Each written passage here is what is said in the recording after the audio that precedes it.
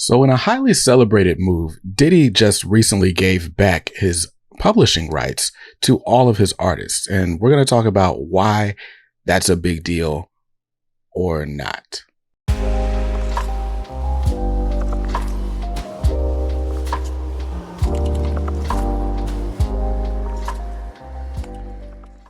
What's up, guys? Brandon here from KDMR Music, the channel making you a more successful musician through videos about music marketing, music strategy, and in some videos, we break down familiar concepts in the music industry like publishing, which is what we're going to do in this video right here. So if you want more of that, consider subscribing. Now, this breakdown is brought to you by SyncVault. We'll talk a little bit more about them later, but huge thanks to SyncVault for sponsoring the video. Now, today we're talking about Diddy assigning the publishing rights to his catalog back to all of the artists, presumably all the artists that have been signed to Bad Boy over the years. And this move has been either highly celebrated or looked at really skeptically by the general public. And I think there are valid reasons to feel both ways. But for a lot of people, especially independent musicians, you're like, well, what does that even mean? Why does it matter? And so I figured the best way to show you would be by just doing a straight up breakdown on exactly what music publishing is. So today we're going to do a bit of music publishing 101. And I went ahead and brought out the iPad so we can show you exactly what we're talking about. So music publishing is just in general the term we use to cover all of the rights related to music and the copyrights that it generates. So music publishing, you can just think of as the overall umbrella that houses all of the money that you're going to make on your music over its lifetime. So let's just call it that. Now, taking a look at the screen, whenever you create a song, there are actually two copyrights created. There is the copyright for the sound recording, and then there's also the copyright for the composition.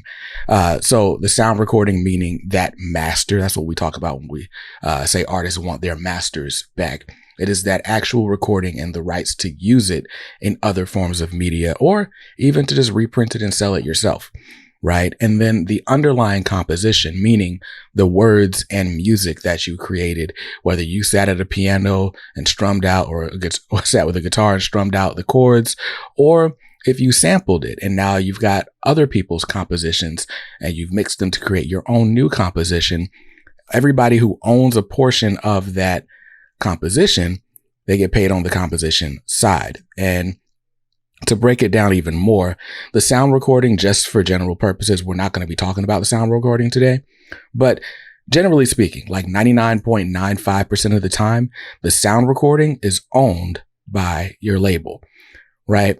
In a very, very small percentage of the time, the sound recording or the master is owned partially or even fully by the artist. But industry standard had always been that the labels retain the rights to the masters even after all of the cost of their initial investment have been recovered. But in recent years, artists' first deals do give them the rights to for the masters to revert back over a number of years, or are co-owned in a sort of joint venture between the label and the artist. It really just depends on how independently minded the artist is and how forward-thinking the label is in granting those rights. But most of the time, the label owns your masters, especially if you are on a major label. But for today, we're talking about the composition, because when we talk about music publishing, we're specifically talking about the composition in the colloquial sense. So your music publishing rights are separate from your master right, and they specifically cover the lyrics and music and melody and stuff like that. That is the portion that people can recreate even without taking your recording, right? And your composition is actually broken down into two parts. There is the writer's share of your composition and the publisher's share of your composition. So if you are, Taylor Swift, you're a singer-songwriter, let's just assume you sat down at a piano, wrote a song, recorded that song. You are the writer and you own all of that song unless you sign a publishing deal. And so what the music publisher is basically an entity that owns specific rights to a song. And it's their job to make sure that song gets used elsewhere to make as much money as it can.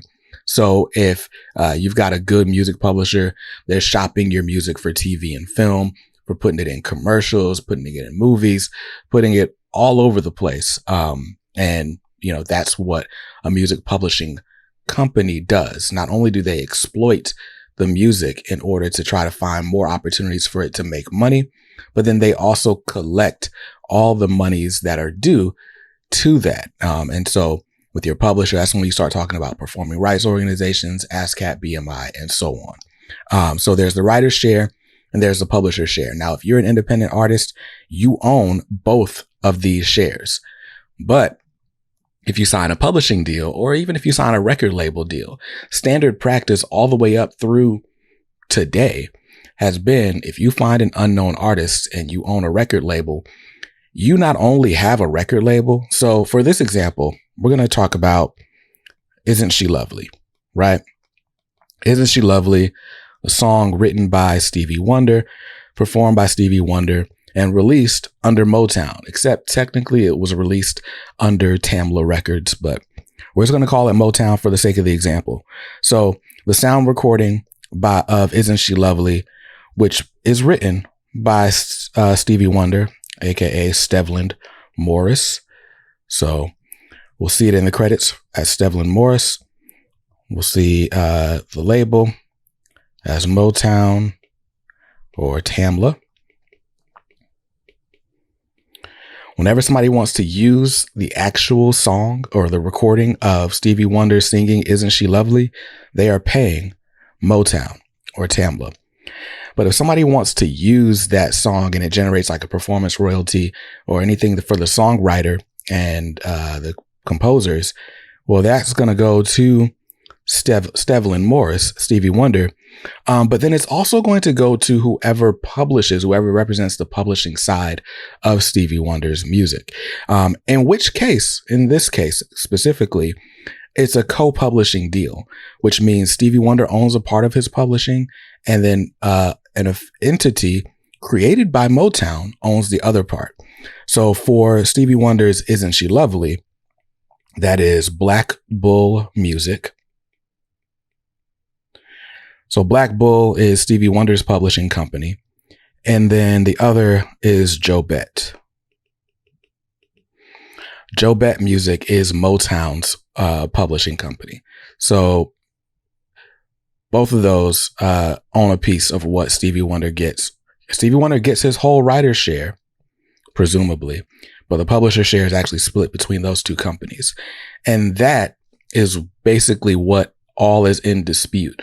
And now that I've told you how publishing works, this is a great time to pause and thank our sponsor, SyncVault. Now, what I just told you guys about music publishing and sync licensing and things like that. And it used to be that if you got your song on TV and film, it was a great payday as well as a great exposure because, a song on network TV, that's nothing to sneeze at. Somebody might find your song and they might be a fan for life because they saw you on CSI or something like that, right?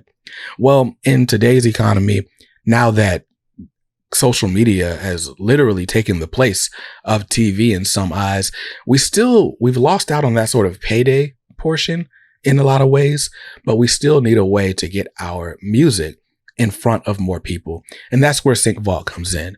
So on SyncVault, it's a platform that connects artists and content creators together. So you're a musician, you've got a hot new song that you want exposure for. And on the other side of that equation is a YouTuber, Instagrammer, TikTok influencer who needs music to use in their productions without having to go through the hassle of copyrights and stuff like that. And so what you can do as an artist is put aside a budget of money and say, hey, I will pay TikTok creators $300 total to use my song in their next video. And so those TikTok creators come to the platform, they find your song, they put it in their video, and SyncVault actually tracks how often it's seen, and you pay that creator based on how often your song is seen or heard in their content. The bigger the creator, the bigger their payday and the more exposure your music gets. So it's a really awesome platform for finding different people to actually listen to your music and hear your music as part of their everyday experience browsing through these people's content. It's really an awesome idea. And I think SyncVault is a great platform. So if you want to get started, use the link in the description down below. And again, thanks to SyncVault for sponsoring this video. So I decided to use Isn't She Lovely because Isn't She Lovely only has one songwriter.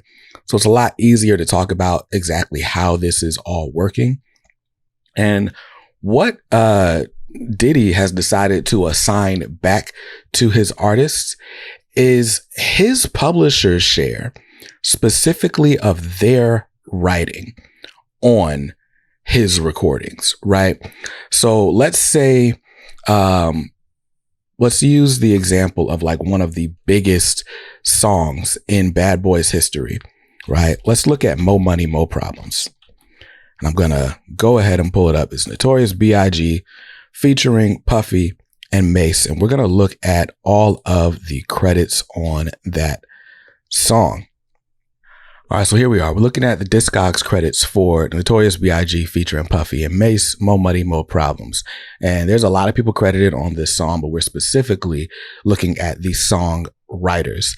So songwriters, Bernard Edwards and Nile Rodgers of Chic. They actually wrote this song that was sampled on this, which is I'm Coming Out by Diana Ross. So they're credited as songwriters on this song. We've got Christopher Wallace, which is Biggie. And then we've got M. Betha, Mason Betha, Mace. And then we got Sean Combs. And then we've also got written credits by Stevie Jordan, Stevie J, who was a producer for The Hitmen, right? So for all of these people, they've all got their own sort of writing entity or publishing entities, but specifically for Diddy, in this case, what Diddy has done is Biggie and Mace were both signed to Bad Boy and presumably also signed publishing rights over to his publishing company, which was called Justin Combs Publishing. Now, Justin Combs Publishing, we'll go ahead and I'll just pull them up. Drop my iPad. But Justin Combs Publishing literally has like over 500 credits going all the way back to like the year 1994. Some of the biggest songs that you can think of from the 90s, biggest albums, TLC, Craig Mack, Faith Evans, just on and on and on, right?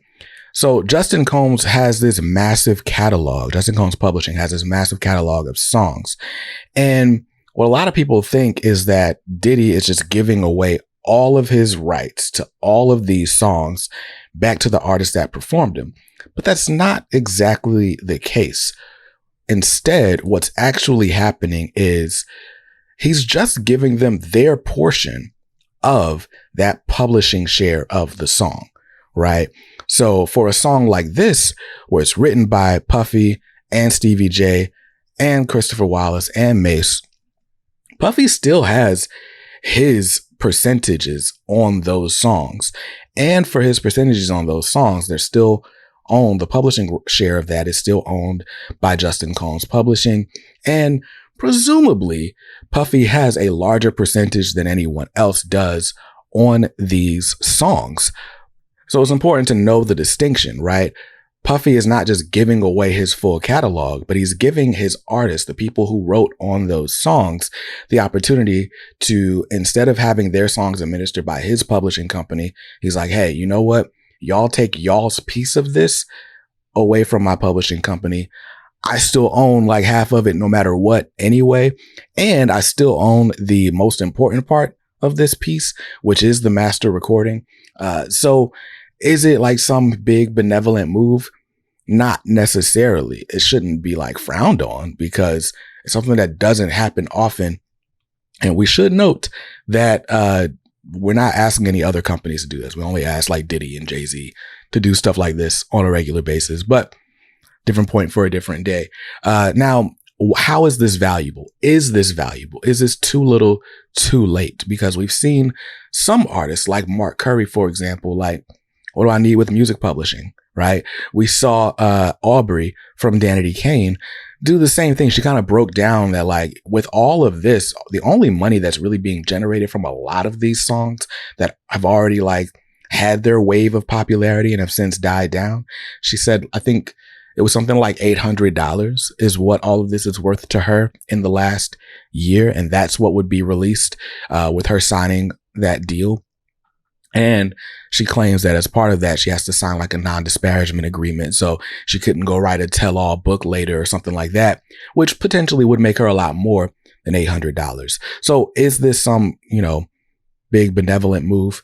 Not necessarily. I think the point where this would have been the most valuable to do would have been in the 90s when a lot of these songs were still generating money.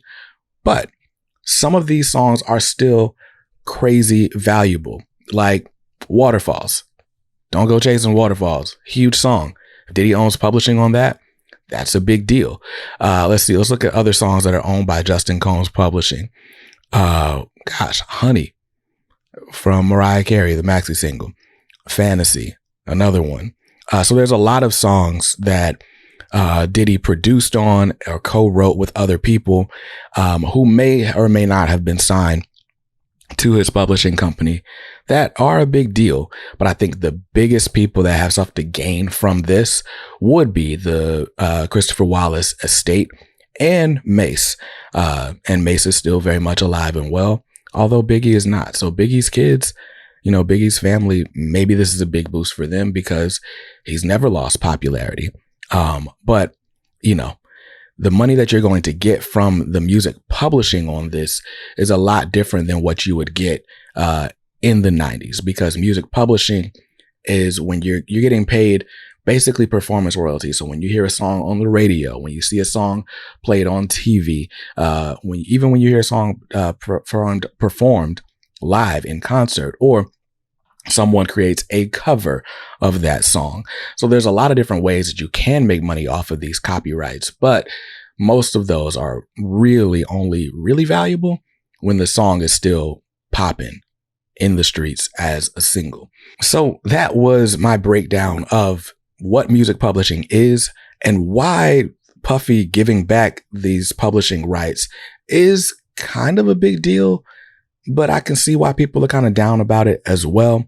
But all in all, I still think it's an awesome move.